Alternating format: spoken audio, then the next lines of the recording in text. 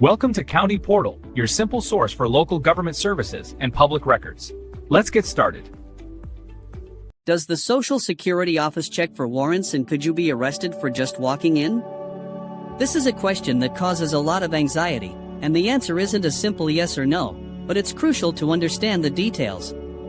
The Social Security Administration, or SSA, is not a law enforcement agency. Their primary job is to manage benefits, not to hunt for people with outstanding warrants. You won't find a police officer at the front door running every visitor's name through a criminal database. However, the SSA does cooperate with law enforcement through a specific program, and this is where the real risk lies. The program is often called the Fugitive Felon Program.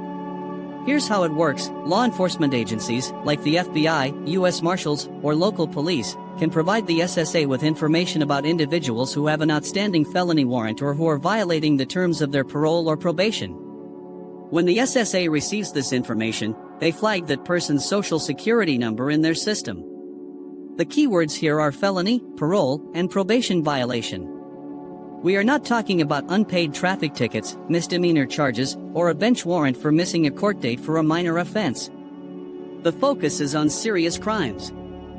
So, what happens if your number is flagged?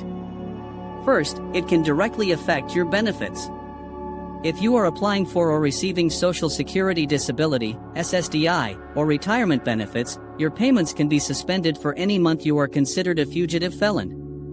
For Supplemental Security Income, or SSI, the rules are even stricter. You are outright ineligible for SSI if you are fleeing to avoid prosecution for a felony.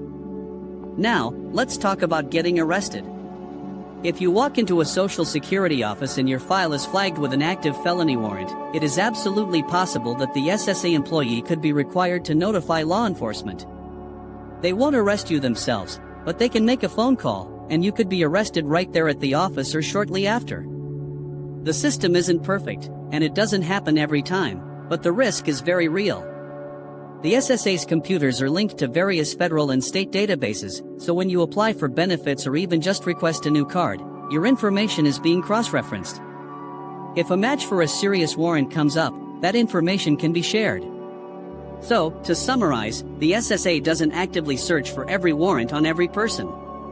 But, if law enforcement has already flagged you in the system for a felony warrant or a parole violation, your interaction with the SSA could trigger a notification that leads to your arrest and will almost certainly lead to the suspension or denial of your benefits.